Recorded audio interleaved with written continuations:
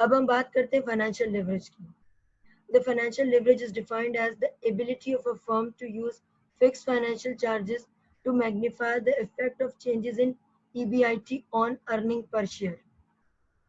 यहाँ पे बात हो रही है कि किस तरीके से हम लोग कोई भी फाइनेंशियल लेवरेज लेते हैं, कोई भी like earning before interest and tax, किसी भी कंपनी का earning before interest and tax में जो भी चेंजेस आ जाएं due to financial charges.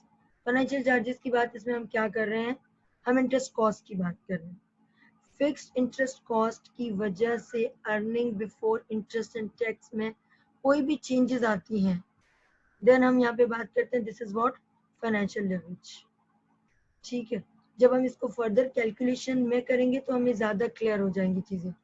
It involves the use of funds obtained at a fixed cost in the hope of increasing the return to the shareholders.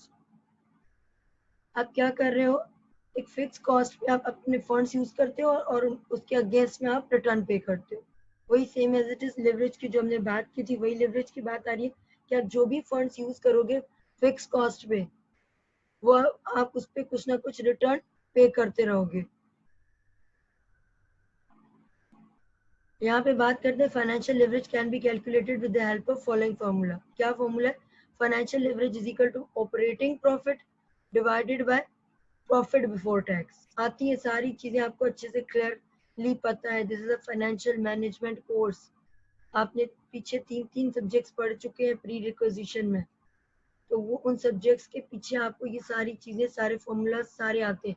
आपको सिर्फ और सिर्फ logic समझनी होती है कि ये फॉर्मूला यहाँ पे कैसे बना, और बेस्ड ऑन दिस लॉजिक आप बताओगे कि ऑपरेटिंग प्रॉफिट यहाँ पे जिसको हम earning before interest and taxes कहते हैं, तो operating profit divided by profit before tax. Clear. अब प्रॉफिट बिफोर टैक्स वाला कौन सा है कि ईबीआईटी से आप इंटरेस्ट निकाल लो तो आपके पास बचता है प्रॉफिट बिफोर टैक्स। क्लियर। और हम इसी में से उसी को डिवाइड कर रहे हैं। अब एक बार यहाँ पे मैं थोड़ी सी चीजों को रिकॉल कर दूं, आई नो आपको समझ आ रही होंगी और आई होप आपने प्रीवियसली भी पढ़ी होंगी, बट एक बार मैं रिवीजन करना चाहूंगी।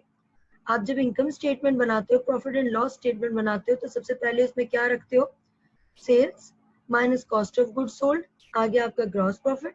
ग्रॉस प्रॉफिट में कोई भी अदर इनकम होती है तो आप ऐड कर देते हो, देन आप लेस करते हो ऑपरेटिंग एक्सपेंसेस। सारे ऑपरेटिंग एक्सपेंसेस लेस करने के बाद आपके पास आ जाता है earning before interest and tax या फिर ऑपरेटिंग प्रॉफिट आ गया। Clear. Earning before interest and tax के बाद जब आप माइनस करोगे इंटरेस्ट कॉस्ट, तो फिर आपके पास बचेगा प्रॉफिट बिफोर टैक्स।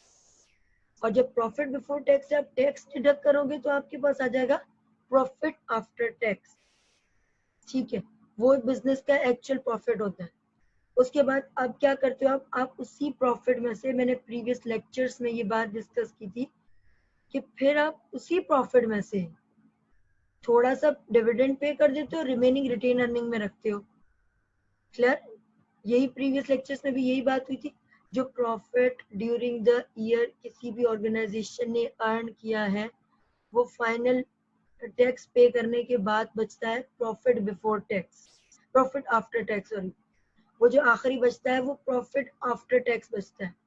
अब उस प्रॉफिट आफ्टर टैक्स में से आप थोड़ा सा पार्शियली डिविडेंड पे कर देते हो और रिमेनिंग आप रख लेते हो अपने रिटेन अर्निंग में।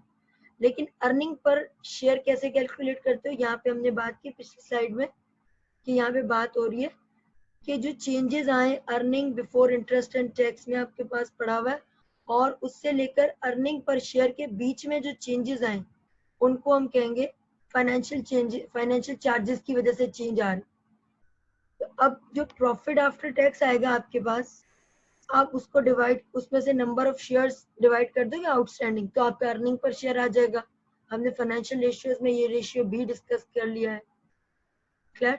तो हमारा अर्निंग पर शेयर भी आ गया, हमारा प्रॉफिट आफ्टर टैक्स भी आ गया, ऑपरेटिंग प्रॉफिट भी हमें कैलकुलेट करना आ गया, और इस सब से हम आराम से फाइनेंशियल लेवरेज कैलकुलेट कर सकते हैं। क्लियर।